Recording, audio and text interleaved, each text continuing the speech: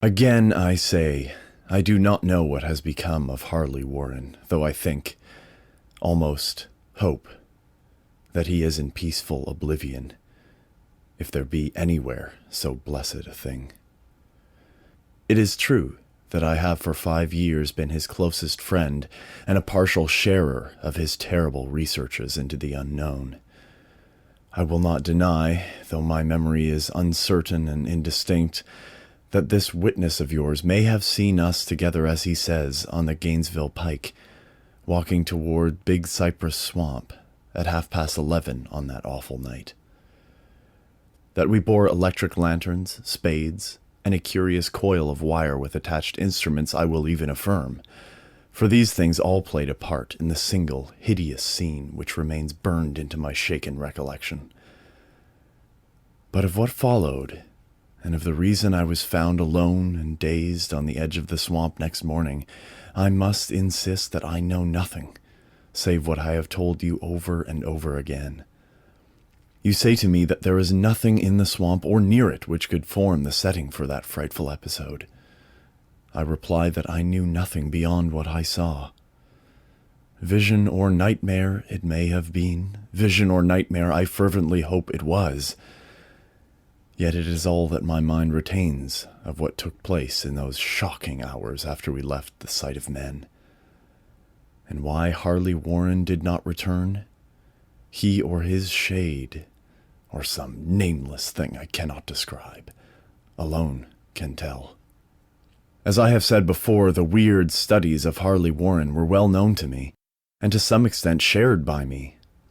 Of his vast collection of strange, rare books on forbidden subjects, I have read all that are written in the languages of which I am master, but these are few as compared with those in languages I cannot understand.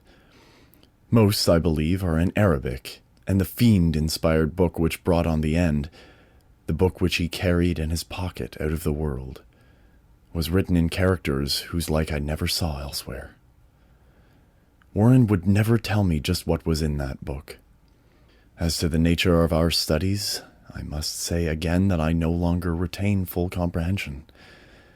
It seems to me rather merciful that I do not, for they were terrible studies, which I pursued more through reluctant fascination than through actual inclination.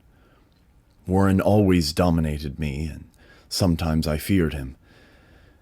I remember how I shuddered at his facial expression on the night before the awful happening, when he talked so incessantly of his theory, why certain corpses never decay, but rest firm and fat in their tombs for 1,000 years. But I do not fear him now, for I suspect that he has known horrors beyond my ken. Now, I fear for him.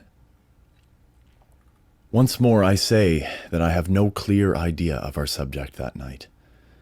Certainly it had much to do with something in the book which Warren carried with him, that ancient book in undecipherable characters which had come to him from India a month before, but I swear I do not know what it was that we expected to find.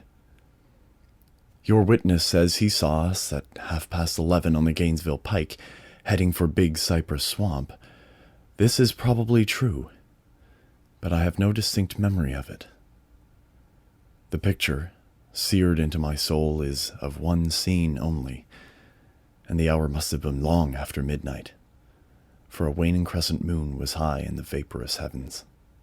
The place was an ancient cemetery, so ancient that I tremble at the manifold signs of immemorial years. It was in a deep, damp hollow, overgrown with rank grass, moss, and curious creeping weeds, and filled with a vague stench, which my idle fancy associated absurdly with rotting stone. On every hand were the signs of neglect and decrepitude, and I seemed haunted by the notion that Warren and I were the first living creatures to invade a lethal silence of centuries. Over the valley's rim, a wan, waning crescent moon peered through the noisome vapors that seemed to emanate from unheard-of catacombs, and by its feeble, wavering beams I could distinguish a repellent array of antique slabs, urns, cenotaphs, and mausoleum facades, all crumbling, moss-grown, and moisture-stained, and partly concealed by the gross luxuriance of the unhealthy vegetation. My first vivid impression of my own presence in this terrible necropolis concerns the act of pausing with Warren before a certain half-obliterated sepulchre, and of throwing down some burdens which we seem to have been carrying. Now I observed that I had with me an electric lantern and 2 spades, whilst my companion was supplied with a similar lantern and a portable telephone outfit. No word was uttered, for the spot and the task seemed known to us, and without delay we seized our spades and commenced to clear away the grass, weeds, and drifted earth from the flat, archaic mortuary. After uncovering the entire surface, which consisted of 3 immense granite slabs, we stepped back some distance to survey the charnel scene, and Warren appeared to make some mental calculations.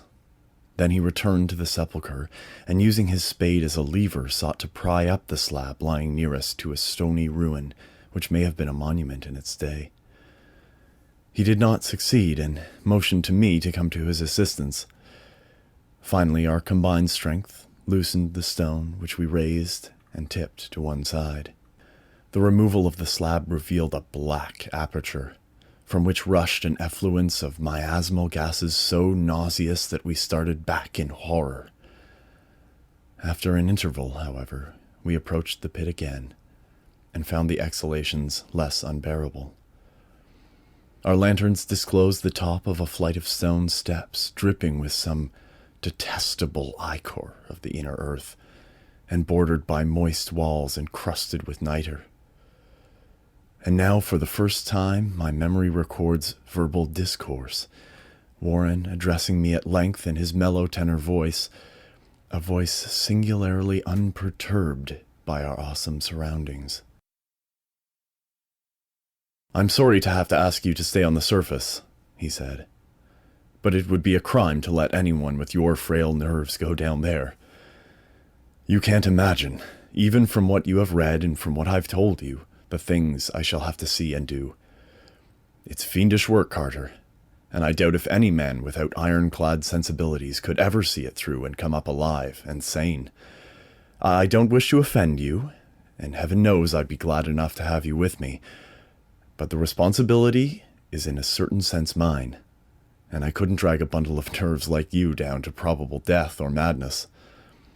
I tell you, you can't imagine what the thing is really like. But I promise to keep you informed over the telephone of every move. You see, I have enough wire here to reach the center of the earth and back." I can still hear in memory those coolly spoken words, and I can still remember my remonstrances. I seemed desperately anxious to accompany my friend into those sepulchral depths, yet he proved inflexibly obdurate. At one time he threatened to abandon the expedition if I remained insistent, a threat which proved effective, since he alone held the key to the thing. All this I can still remember, though I no longer know what manner of thing we sought. After he had obtained my reluctant acquiescence in his design, Warren picked up the reel of wire and adjusted the instruments. At his nod, I took one of the latter and seated myself upon an aged, discolored gravestone by the newly uncovered aperture. Then he shook my hand, shouldered the coil of wire, and disappeared within that indescribable ossuary.